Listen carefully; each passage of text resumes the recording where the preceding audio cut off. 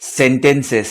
A sentence is a group of words that make a complete sentence by itself. వాక్యము కొన్ని పదాల కలయికతో ఏర్పడిన సంపూర్ణార్థాన్ని ఇస్తుంది. A sentence has a verb. వాక్యము క్రియను కలిగి ఉంటుంది. A sentence ends with either a full stop, a question mark or an exclamation mark. వాక్యము ఫుల్ స్టాప్, ప్రశ్నార్థకం లేదా ఎక్స్క్లమేటరీతో ముగుస్తుంది.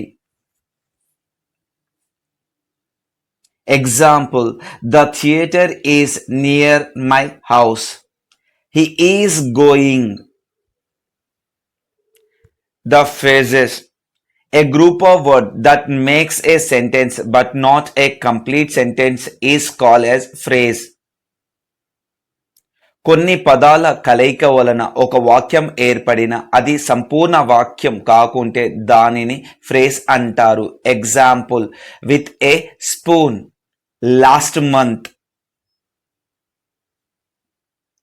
Parts of A sentence. A sentence is made up of two parts, namely a subject and predicate. ఒక వాక్యములు రెండు భాగాలుగా ఉంటాయి, subject మరియు predicate. Subject. It tells us who or what the sentence is about. Subject ఎవరు మరియు దేని గురించో వాక్యము తెలుపుతుంది. Predicate.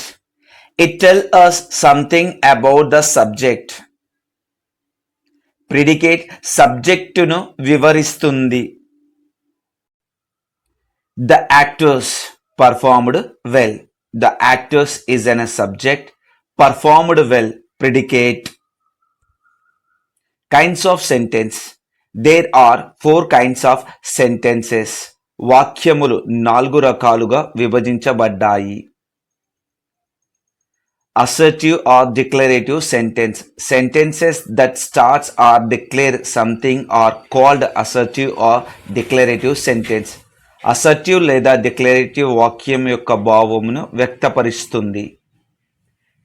Imperative sentence. Sentences that give orders or instructions, make a request or offer advice are called imperative sentence. వాక్యము ఆజ్ఞను లేదా సూచనను లేదా విజ్ఞప్తిని లేదా సలహాలను ఇచ్చే వాక్యను ఇంపరేటివ్ సెంటెన్స్ అంటారు. Example, mother please buy me a packet of potato chips. Request. Don't eat potato chips. Command. Have some fruits, they are healthy. Advice. Interrogative sentences.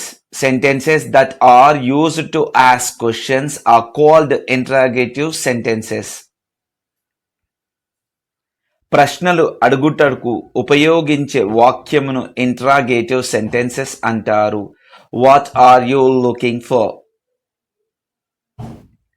Exclamatory sentences. Exclamatory sentences helps us communicate strong feelings of surprise, admiring, approach, wonderful or shocking. వాక్యములు మనసు యొక్క భావాలను, ఆశ్చర్యాన్ని మరియు అద్భుతాలను వ్యక్తపరిచే వాటిని exclamatory sentence అంటారు. Example, what a beautiful bye he is. How wonderful the painting is. Thank you for watching. Please subscribe. పదములు అక్షరములచే నిర్మించబడతాయి. Words constructed by letters. ఉదాహరణ, బుక్ అను పదము BOOK అను 4 అక్షరముల కలయికతో ఏర్పడింది. ఎలిఫెంట్ అను పదము ELEPHANT అని 8 అక్షరముల కలయికతో ఏర్పడింది. The word elephant is constructed by 8 letters ELEPHANT. 2 అంతకన్నా ఎక్కువ అక్షరముల కలయిక వలన పదము ఏర్పడుతుంది. 2 or more than those letters form a word. AI అను రెండు అక్షరములు విడిగా ఉన్నప్పటికీ పదముల వలె అర్థాన్ని ఇవ్వగలనందున ఈ రెండింటిని ఏకాక్షర పదములని పిలువవచ్చును. పదములను వాక్యములలో అవి నిర్వర్తించు విధులను బట్టి 8 భాగాలుగా విభజించారు. వీటిని పార్ట్స్ ఆఫ్ స్పీచ్ లేదా ఆధునిక భాషలో వర్డ్ క్లాసెస్ అని పేరు. Parts of speech are the building blocks of language. They categorize words based on their functions in a sentence. Here's a breakdown of the main parts of speech with examples. Noun, namavachakam. Definition: a noun is the name of any person, place or thing. జీవుల, స్థలముల లేదా వస్తువుల పేర్లను తెలుపునదే noun, నామవాచకం. Example: doctor had advised me to take milk daily. పై వాక్యంలో doctor మరియు milk అనునవి నౌన్స్. ప్రనౌన్, సర్వనామము. Definition: a pronoun is a word used instead of a noun. Noun కి బదులుగా వాడబడు పదములను ప్రనౌన్ అంటారు. Example: Rahul is just 18 years old. He has no brother and sister. His birthday is on November 12th.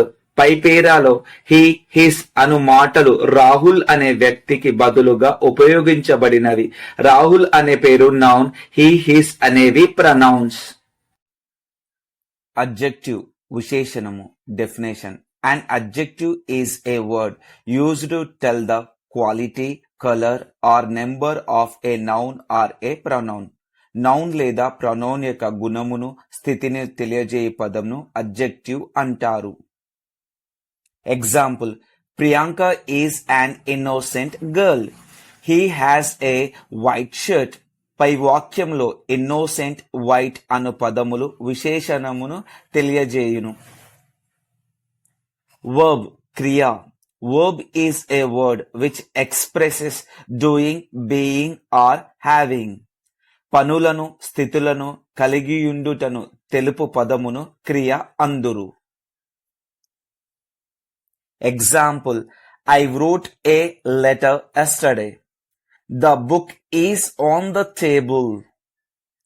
పై వాక్యములలో wrote, is అను పదాలు verb అవుతాయి. Adverb, క్రియా విశేషణము. Definition: an adverb is a word which is used with a verb, an adjective or another adverb to add something to its meaning. ఒక పని ఎప్పుడు, when, ఎక్కడ, wear, ఎలా, హౌ జరుగుతుందో తెలియజేసే పదమే క్రియా విశేషణము, adverb. Example: I shall bring your book tomorrow. Abhiram walks slowly. పై వాక్యములలో టుమారో, స్లోలీ అని పదములు క్రియా విశేషణములు అవుతాయి. Preposition, విభక్తియార్థ పదము. Definition: a preposition is a word that links noun, pronoun and phrases to other word in a sentence. Preposition అంటే ఒక noun కు మరి ఒక నౌన్ కు గల సంబంధాన్ని తెలిపే పదము లేదా అడ్జెక్టివ్ కు నౌన్ కు గల సంబంధాన్ని తెలిపే పదము లేదా వర్బ్ కు నౌన్ కు గల సంబంధాన్ని తెలిపే పదమే. Example: the laptop is on the table. The child is hiding behind the tree. Pi వాక్యములలో on, behind అను పదములు ప్రిపోజిషన్ అవుతాయి. Conjunction, సముచ్చయము.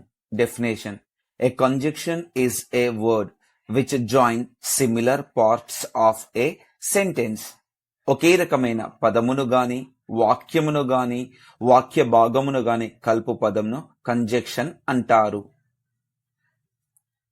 Example: be strong and wise. He will help you if you ask him.